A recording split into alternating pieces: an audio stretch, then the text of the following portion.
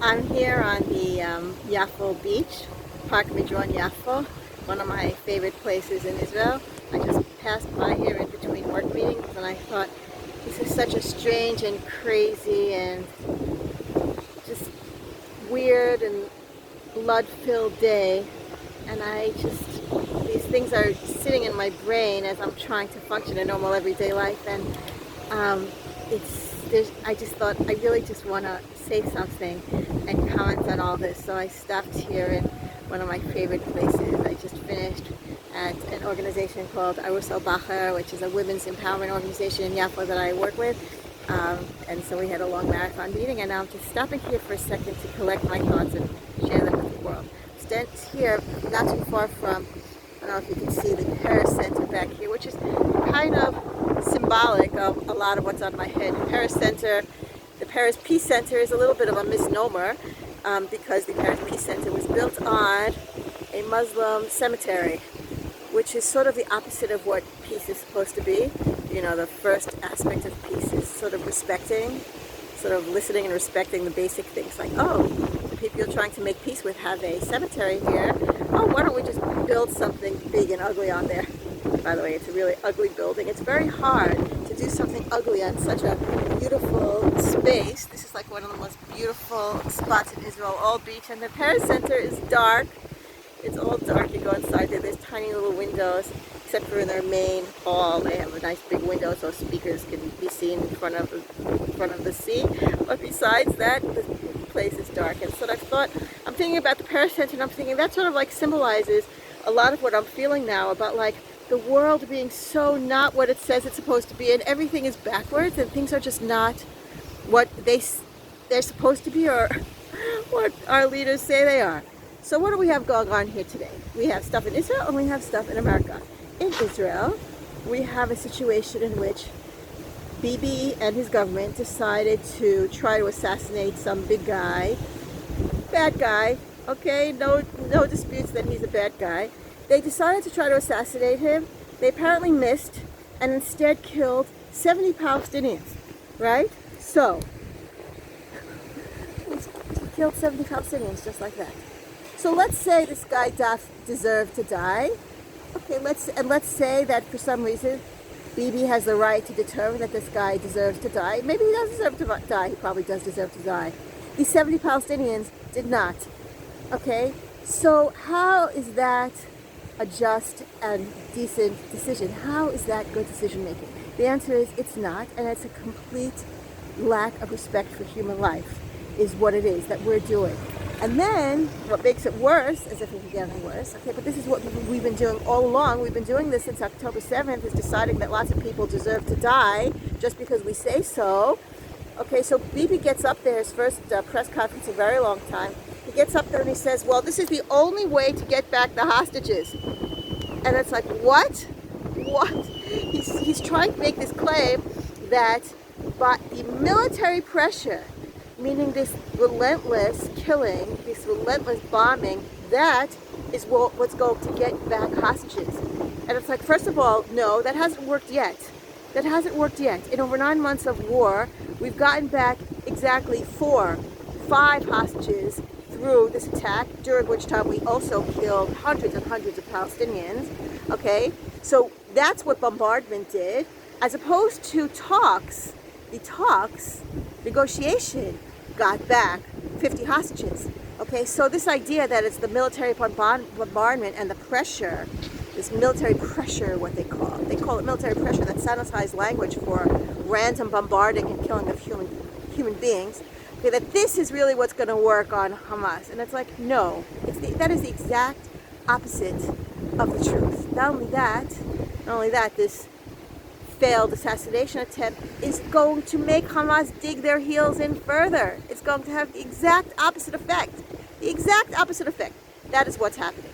So it's this sense of like, we're living in this twilight zone of this leader saying the exact opposite of the truth. I mean, we know this about Bibi. Bibi has been lying forever about everything, always, you know, and he gets up there on these press conferences and, you know, speaks to a million people, and it's like, okay, we hear you. And it's like, no, it's the exact opposite of the truth. So that's happening here, and this lying is for the purpose of real loss of life, and loss of hope, and loss of, peace efforts and negotiation efforts, and and the hostages are not better off; they're worse off. Okay, so that's happening. And meanwhile, the other bit of newsy news that we woke up to was this assassination attempt against Trump. All of this bloodshed, all of these guns. And of course, I just read now that the assassination attempt was done by a Republican. Okay, but of course I'm sure we're gonna keep hearing from the Trump world about how somehow it's, the Democrats' fault and Biden's fault and all these, all of us snowflakes who like to insist on things like gun control, who like to raise things like the tens of thousands of children in America who have been victims of gun violence, and like how crazy insane America is with their Second Amendment stuff, and what are we doing? So, that's like this whole crazy thing. But again, somehow like the texts in America are so backwards and so twisted, and again you feel like you're in this like twilight zone of things. So these are my feelings this morning of being like, we're living in this world of non-stop violence and bloodshed that is backed by words that are just there to twist our brains. And it's so hard for people who listen to this now for years and years and years. It's so hard to keep your head on straight. And that's like the biggest challenge. Our biggest challenge here is to somehow keep our head on straight. A little thing also, not little, big thing. The other bit of news that I woke up to this morning was that a beloved aunt of mine has been diagnosed with ovarian cancer. I'm trying to decide if I should say her name or not. She reads my Substacks and stuff, but I didn't ask her permission, so I'm not going to say her name. But I'm sad. Okay, so I'm reading about the 70 Palestinians who were killed for nothing, that are going to further endanger the lives of the hostages who are already there for 9 months more. I'm reading about the insanity in America and gun violence and all of that. But also at the same time, I have my like private sadness about my aunt. I'm just sad. Okay, so it reminds me, how all of this is personal. Every single person who dies or is injured is personal. Every single one of the 120 hostages who are left there, it's personal for somebody. Every single one of this is personal.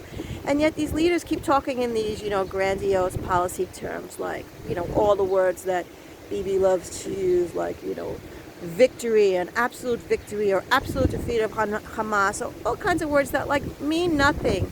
They mean nothing. There is no actual definition. There is no victory here. There is no defeat. Hamas is never going to go away. Certainly not this way. We're creating more Hamas recruits every minute of every day that we're continuing with this policy. So everything that we're doing now is having the exact opposite of making Hamas be defeated. It is growing Hamas. Even if we destroy tunnels and we destroy, weapons, we are making Hamas more popular because we're getting more and more people to absolutely hate us. And for good reason, because we're doing terrible things. So what I'm trying to say is that we have this sanitized language and language of policy and language of, grandiose things, when in fact every single loss, every single death, every single injury, every single destruction of a home is very personal to someone.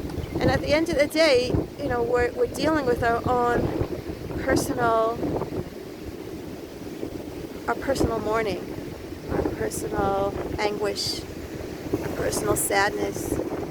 It's always personal, these things are personal. And so it's just a reminder of that. Like, one of the things that I keep being struck with in different settings that I've been in since October 7th, you keep hearing Palestinians say things like, 65 members of my family have been killed in Gaza, of my extended family.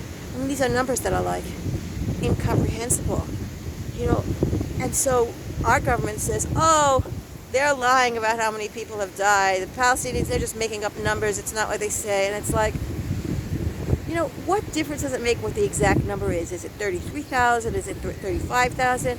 What does it matter even what name we call it? Do we call it genocide? Do we not call it genocide? Who cares? I mean, tons and tons of innocent people are dying in ways that are entirely preventable and entirely wrong. We shouldn't just be randomly killing 70 people. We just shouldn't. And these are, we think of them as like numbers and policies and titles and definitions and stuff, but at the end of the day, every single one is personal. On their side and on our side also, every single death, every single injury is personal. It's all personal and it's all bad. I keep thinking about that. I just keep thinking about, how language of policy is there to depersonalize it and to make it hurt less. But anyway, this is just crazy. These are just absolutely crazy times, and it's really hard to keep your head straight, and it's really hard to remind yourself of like truth and morality through all this, but I'm really trying. Anyway, this is my second time experimenting with the video, sharing with video instead of writing. I told you last week that I've started a new podcast called Women Ending War. It's with my co-host Eva Dalak, a Muslim-Palestinian peace activist from Yaffo. She lives in Costa Rica, but she's originally from Yaffo. And we've recorded half our season. We've recorded 5 sessions. They're all in editing now. And I hope that sometime in the next couple of days, we'll be able to release a few of them. I'm really excited about these conversations because it's all we can do is to keep pushing the idea that there is another way. There is another way of thinking. We need new leaders. We need new people around the table. We need new ways of thinking. We need less ego. We need less, washed out words that don't mean anything. And we need to be talking about people's real lives. So that's what the podcast is about. I'm really excited about it at Women Ending War. Stay tuned for more, and thanks for listening.